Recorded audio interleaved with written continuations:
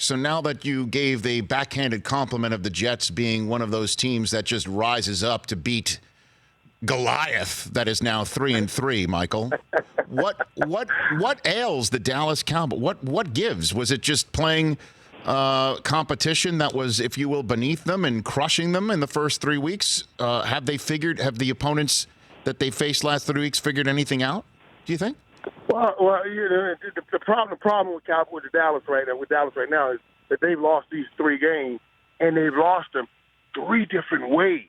It's one thing to lose a game one way, and if you lose back-to-back games with that same issue or that same sickness or that same dis-ease that we call disease, the same disease.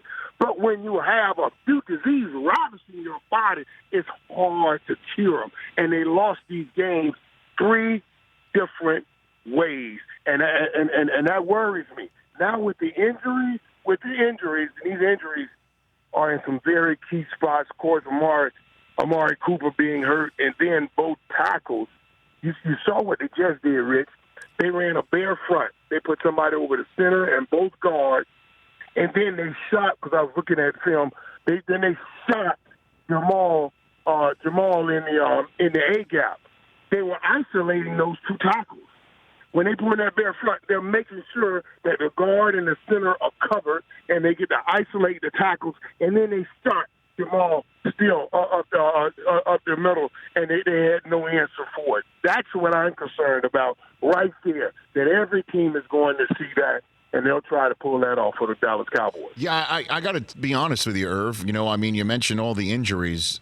They're just a different team without Tyron Smith. Would you agree with that? And that goes back to when Zeke was suspended. If you remember, Smith was out that day in Atlanta, and then it was a total turnstile behind Dak. I'm wondering if this team, if that's the answer. Is it just as simple as people getting healthier? Well, getting healthy will help a big deal, no doubt. But you're right about Tyron Smith. He's a difference maker, and I always told people, like as great as Larry Allen is and everything, everything was different without Eric Williams, because he set the tone. He kept everybody accountable on that offensive line, and Tyron has that same cachet. And yeah, without him, it's a different team. And absolutely, I'm worried about where they go. This game this week, we always talk about a must win, and it's too early to say must win. Not in this case. This is a crucial game against the Philadelphia Eagles, and it can hurt you in a big way, but it can also right the ship, because you win this game, you're right back in first place where you want to be. Right, and the Eagles are the only competition they have in this division, with the Giants and the Redskins being in the state that they're in. So that's why this game is so huge, and you don't want Philly taking one in Dallas as well, certainly on Sunday Night Football. And certainly with everything that's going on in the griddle there in Dallas, do you think, even though Jerry has been so strong in professing it's not the case, and same thing with Steven, that this is a big moment, potentially even dangerous one for Jason Garrett? Michael. Well, the thing is here, this has to be a horrific game. Just totally horrific for anything to happen on that front, on the Jason Garrett front. Because even after you come out of this game, you're still 1 game behind first place. If you come out on the losing end, you're still 1 game behind first place. And to throw a disruption into all of it, when you put out so much money and betting on this season, and you still will have a chance, I just don't think Jerry would do that.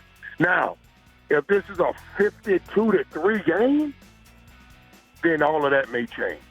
All of that may change, and it may just be a different situation where things have to get disrupted and something else has to happen. And then do you think that Kellen Moore's offense has been figured out? Do you think that's the case? After losing the way they lost in New Orleans, and I put that more on the dome than on the team. Just the jump that they would get on the defensive line, and they dominated that offensive line. And then to come back, and, okay, you go against Green Bay, and now you're not even able to move the ball against Green Bay. The Green Bay just, and then you got Aaron Rodgers on the other side. So yeah, I am worried. I am worried. Not that maybe they figured out Kellen Moore's offense or figured out how he's calling plays, that they've had a few situations in there that have gone poorly for them. And really, my issue with it is the mental part of it. All right, I know you have talent. We know you got talent. Do you know how to handle the position of expectation? You know, it's one thing when you're trying to climb a mountain to get to a place. It's another thing when you have to stand on the mountain and try to knock everybody down that's climbing it. And I don't think the Cowboys have that mentality yet. And they need to get that mentality. They're going because everybody's going to look at them. At least they were looking at them early on. Yeah, you don't think the Saints looked at that as a huge game? They looked at that was a huge game for them, especially with all the fans, Cowboy fans in the New Orleans area. That was a huge. You know how many Cowboy fans, Rich? I'm sorry to tell you, there are a lot of Cowboy fans out in New York. They're everywhere. No, I know. They're just everywhere. I know. They're everywhere. You see, so they have to match the hunger and the intensity of these teams, and they are not prepared to do that, and they are not doing that. For more of The Rich Eisen Show, tune to Audience Channel 239 on DirecTV for free on BR Live or download The Rich Eisen Show app.